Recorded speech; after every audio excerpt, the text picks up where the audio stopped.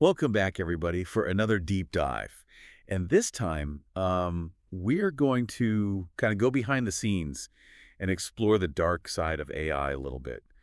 These sources you gave me were really interesting, especially the new report from OpenAI where they're talking about all the different ways that their own AI models are being exploited for malicious purposes.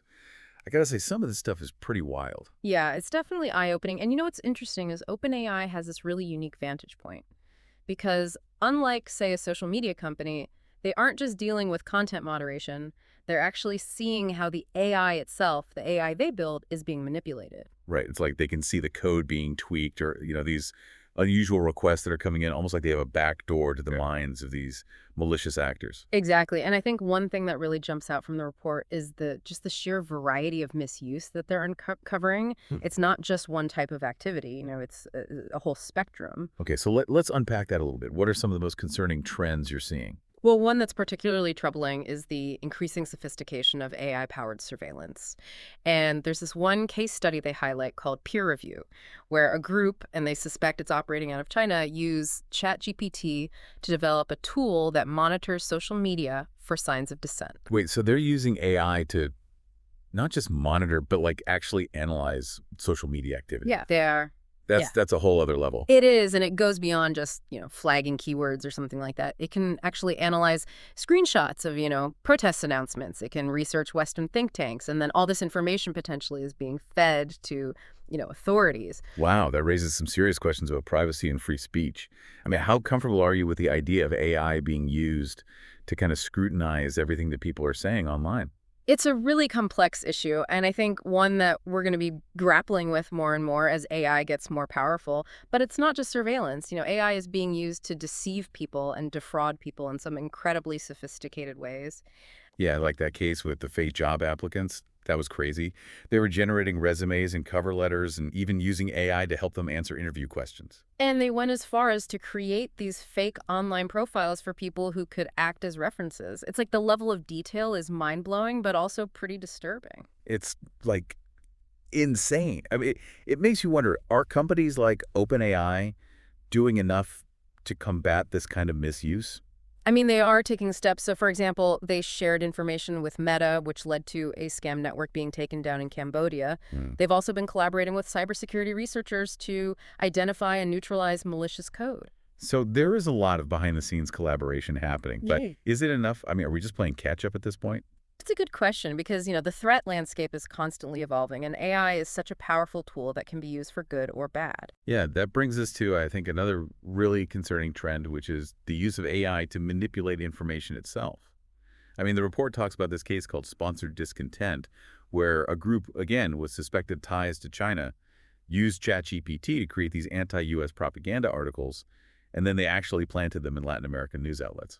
And this is actually the first time that OpenAI has seen this tactic being used successfully, which, suggests a new and pretty worrying trend in AI-powered information warfare. Right, because it used to be you could kind of spot fake news pretty easily, but with AI generating increasingly convincing content, how do we even know what's real anymore? That's the challenge, and that's why I think media literacy is more important than ever.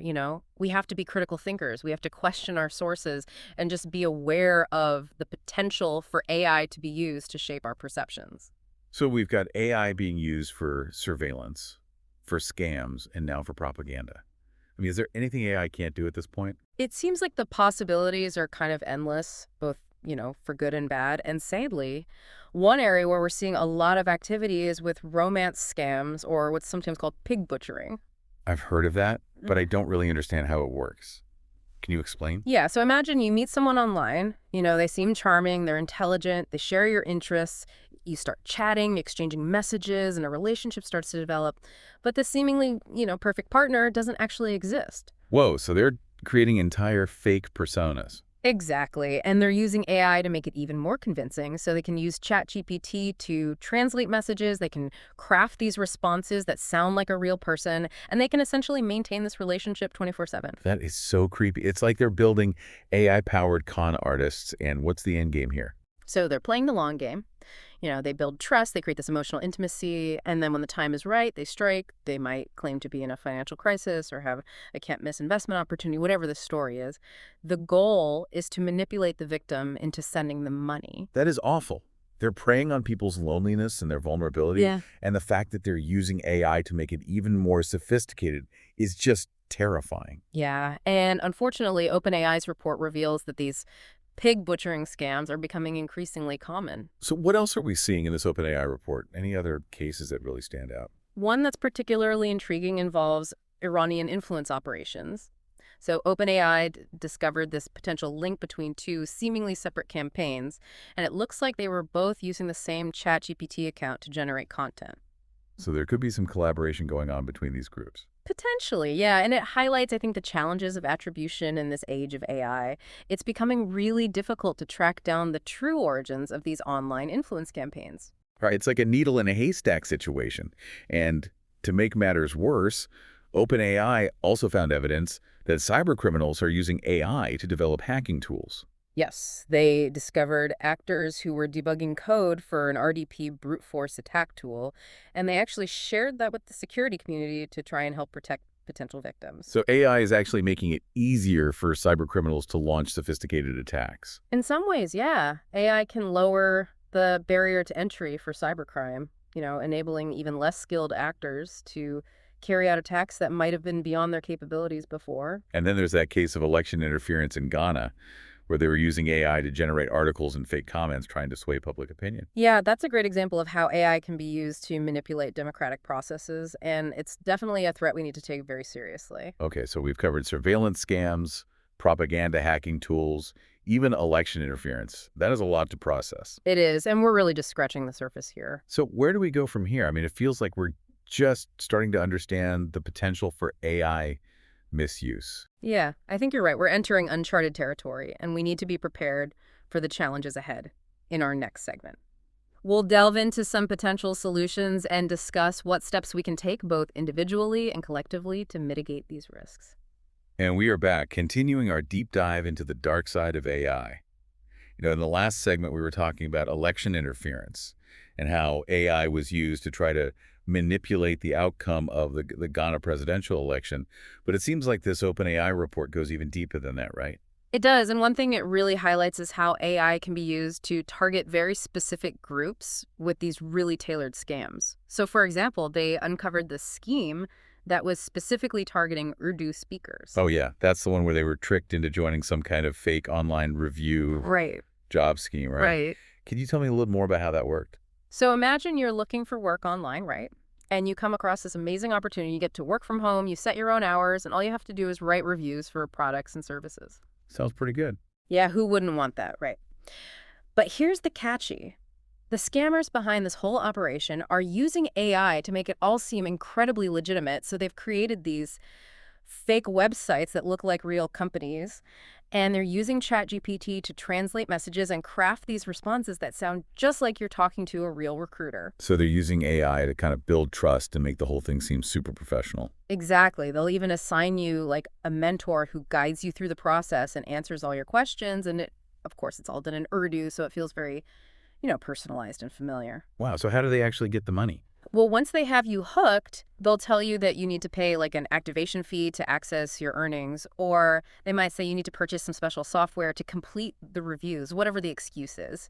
The goal is to get you to part with your money. And I'm guessing once you've paid, they just disappear. Yep. Classic bait and switch, and sadly, a lot of people fall victim to these scams, especially those who are maybe new to online work or desperate for a job. It's just heartbreaking, and it makes me think about those pig butchering scams we talked about earlier.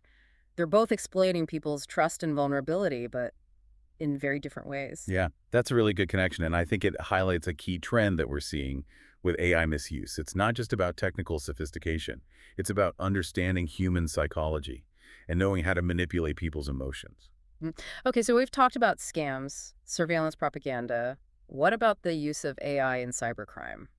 I know OpenAI found that some actors were using ChatGPT to actually develop hacking tools. Yeah, that's right. And this is where things get really concerning. We're seeing AI being used to not just carry out attacks, but to actually make those attacks more sophisticated and harder to defend against. Can you give me an example?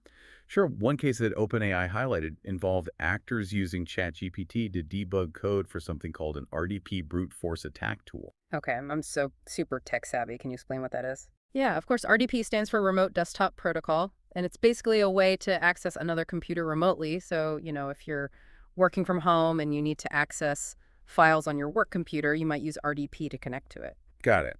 So what does this brute force tool do? So it's designed to guess passwords. So imagine someone is trying to break into your work computer. They could use this tool to try thousands of different password combinations until they find one that works. That sounds pretty scary. It is, and the fact that they're using AI to develop and refine these tools means they can launch these attacks much faster and with a much higher chance of success. So AI is essentially lowering the barrier to entry for cybercrime. Exactly. It's giving less skilled actors the ability to carry out attacks that were previously only possible for, really sophisticated hackers. And what about that case they described where actors were using ChatGPT to research how to bypass security warnings for unauthorized access? What was that all about? That's a really insidious tactic. Yeah. So, imagine you're browsing the web and you get a pop-up warning that says something like, warning potential security risk ahead. Most people would probably heed that warning and avoid the website, right? Yeah, of course. But these actors were researching ways to craft those warnings in a way that would trick people into ignoring them, so they might make the warning look less official or use language that kind of downplays the risk. So they're basically using AI to create more convincing phishing attacks. Exactly. And they were even looking into ways to target cryptocurrency investors and traders specifically. So they were crafting phishing emails and notifications designed to trick people into revealing their wallet passwords or other sensitive information. It's terrifying how creative these actors are getting. They're basically weaponizing AI to exploit people's trust and manipulate their behavior. And the scary part is we're really just beginning to understand the full extent of what's possible as AI continues to evolve. So, too, will the methods of those who seek to misuse it. Okay, so we've talked about how AI is being used for scams, surveillance propaganda, even cybercrime. But what about the role of AI companies themselves? What are they doing to actually combat these threats? Well, companies like OpenAI are in this really unique position because they have access to data and insights that most other companies don't.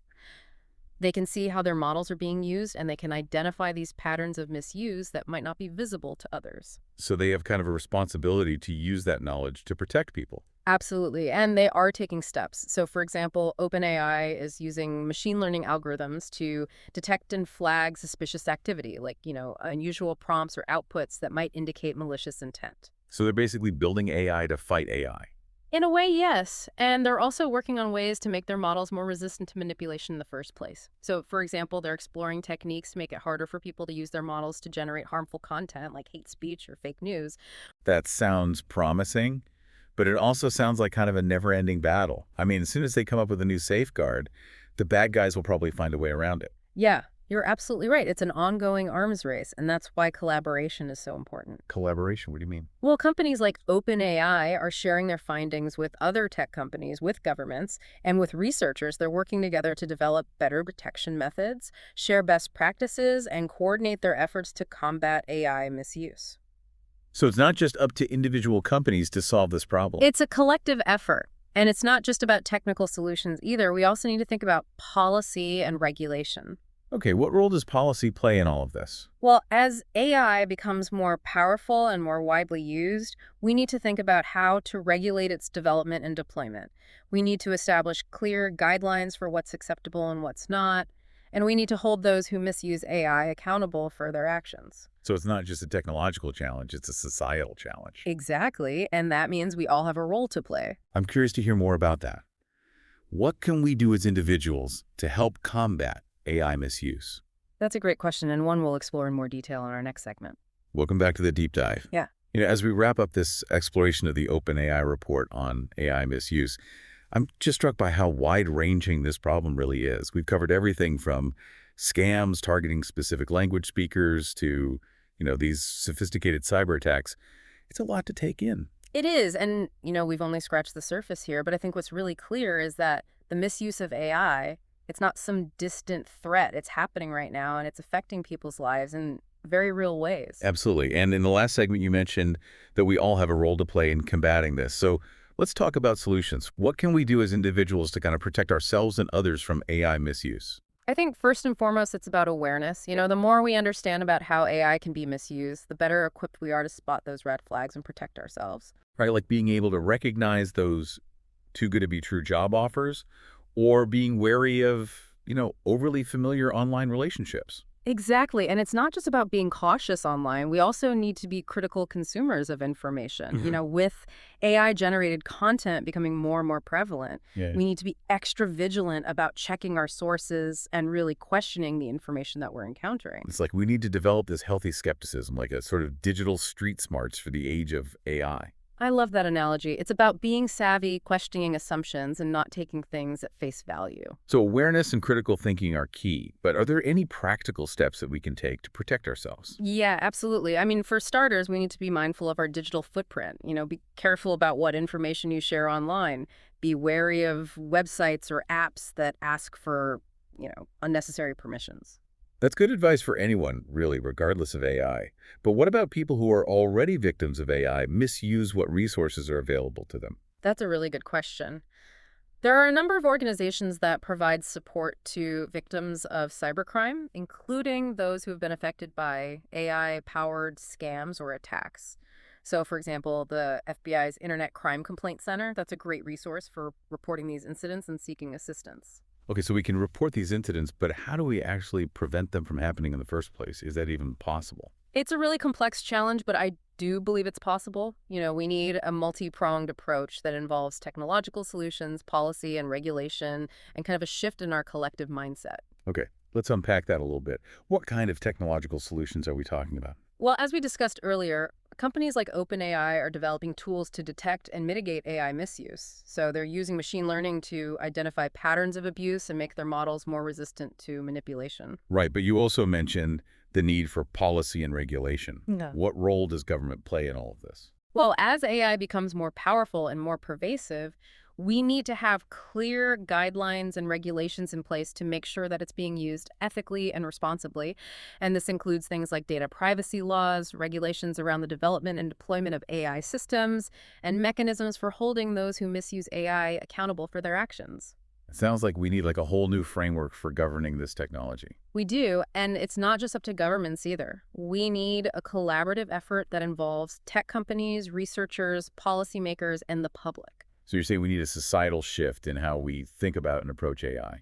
Exactly. We need to move beyond the hype and the fear and really start thinking critically about the ethical implications of this technology. We need to have these open and honest conversations about the potential risks and benefits, and we need to work together to make sure that AI is used for good. That's a powerful message. It's not just about technological solutions or government regulations.